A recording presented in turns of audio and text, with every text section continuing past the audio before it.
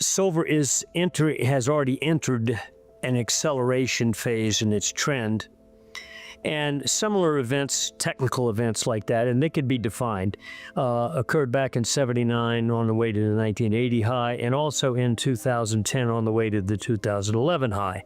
Now, both of those highs were roughly around $50. So everybody in the world knows, oh, silver's hit a high twice at 50. And if you just stand back a bit and think about it, gold's way above its 2011 high. Even copper right now, on this pullback in copper, is still trading above its 2011 high.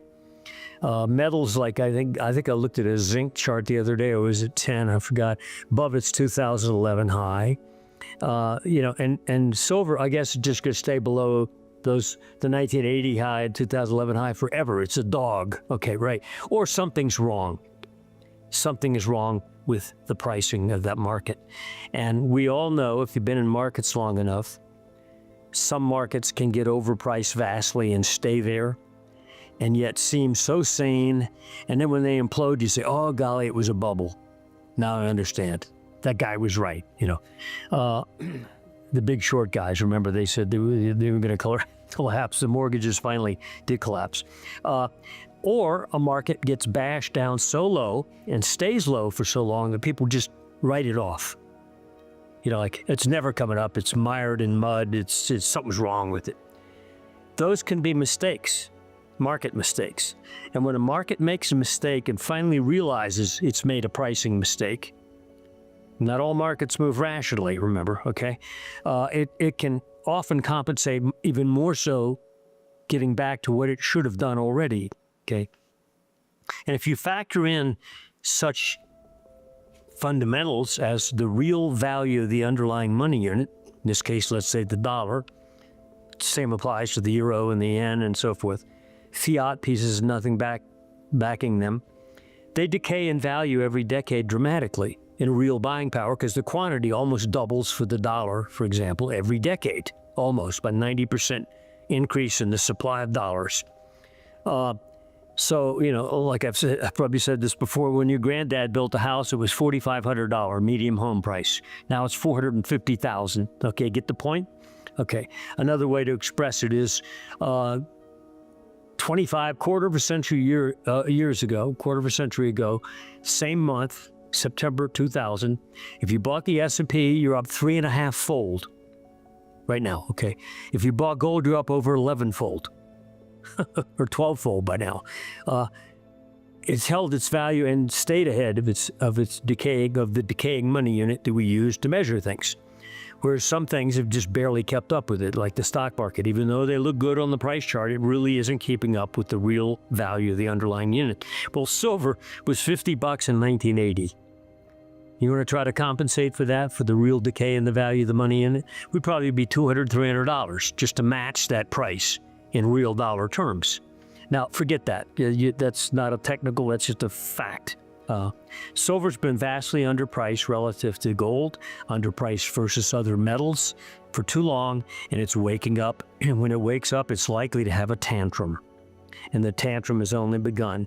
We thought, based on one or two factors that I could identify, that maybe we'll find some profit-taking resistance in the 60-70 zone after we burst through the 50, run all the buy stops, the latecomers. Frankly, looking at more soberly and looking back in time, measuring this type of move, it wouldn't shock us that silver's in excess of $100 sometime in the first quarter. Okay, and getting there will be obviously rapid. We're in one of those phases now where silver's not only going to catch up to reality, catch up to what some base metals have done, catch up to gold, it's going to beat gold. It's already been beating gold this year. In fact, silver's up double digits more than gold's up year to date. Much of that occurring since April. Gold went into this, sideways, silver went vertical. Anyway, I think we're in an interesting time, and that's one of the factors in markets I'm most focused on personally. I'm not sure of that. I know that they could, because technically we ran a spread chart, meaning divided the price of SIL the popular silver miners ETF, against the price of an ounce of silver. And when you express that as a percent, you get a chart, okay? And it has technical attributes to it that suggests that you're pressing toward a breakout level right now, meaning a breakout in performance of the miners versus gold. You know, and in contrast, for example, SIL right now is still $20 or so short of its 2011 price high, which was like $90 plus, okay? GDX, the gold mining ETF, is above its 2011 high, just like gold is, and yet the silver miners, just like silver, are below their 2011 high, and we can see the catch-up occurring quickly. And also silver miners are at a point of breakout in performance, I'm talking about, versus the gold miners. So we're emphasizing silver. We think that it will outperform gold, and we think the silver miners will outperform the gold miners. And the question you're asking, will the silver miners beat silver? It's possible for a while. I don't think it's a big issue. I think the main emphasis that investors in the monetary mining sector should look at is emphasizing silver side of that equation. Just like in the bullion area, I'd emphasize silver. I think the percent gains you'll see there will handily beat gold over the next couple quarters. Reanalyzing closely the development of that upward process in the late 70s to the 1980 peak, and then also in the bull market that had been going on for a decade in silver up to 2010, and then suddenly it said, that's it, I've had enough. It went straight off the page. It did it in what happened in both those markets, and this is true with other markets as well. It's not just looking back at silver, but when you go into acceleration phases in markets, what you see in the final couple of quarters, and I don't mean that we're going to top at that point. I'm just saying right now, the next couple of quarters is so dramatic that it drops your jaw. And it's not uncommon. In other words, when you get into these phases, and that is fairly uncommon, but it's not uncommon that when you get in those phases, you do what I'm talking about. And in terms of multiple gains, it's merely replicating and getting back to even somewhere near the real dollar value that it has saw in 2011 or certainly 1980. And also, you know, like I said, certain other base metals and gold is well above its 2011. Why is silver the dog? Is it really a dog or is it a mistake? And I'm arguing this is one of these market mistakes that we see. And when they get exploited, they're worth exploiting. Undervalued, huge buy. Overvalued, huge short. And that's what I think silver's in right now, and I think it's going to compensate for it. But it's not going to do it in a way that is leisurely. You know, where, oh, I'll have to think about this. Don't think too long. It's already said I'm accelerating. And I think the $50 high is a joke right now. That could come out in 48 hours or the next 2-3 weeks or whatever. But in the next handful of months, I think the move up in silver will be so dramatic that people they'll be jaw-dropping. To restate what we've said before, the stock market is a major bubble in history of U.S. stock markets. No other bull market has had this kind of multiples over this period of time, and it is largely due to, look at an M2 chart, you'll see the growth, parabolic, and, you know, it's simply keeping up with the decay in the money unit. But, and for 15 years, we've had free money 10 of those 15 years. And even when they raise rates to 5%, I'm talking the short end of the market now, and you go back 75 years and look at a Fed funds rate chart, even that 5% is in the lower quadrant of the past 75 years of rates. So we've had, in effect, what I call a Cheech and Chong rally, you know, high on drugs the whole way, and a lot of that money flow went into the stock market to an excess.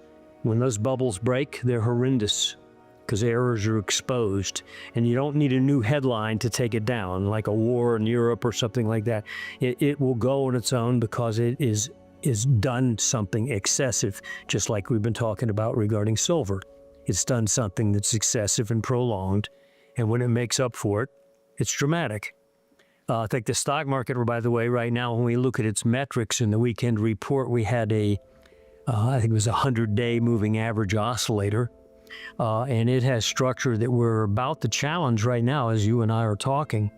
a little about another 0.5% below where we are, you're going to trigger a structure that you cannot see it on the price chart, but you can clearly see it on the momentum chart.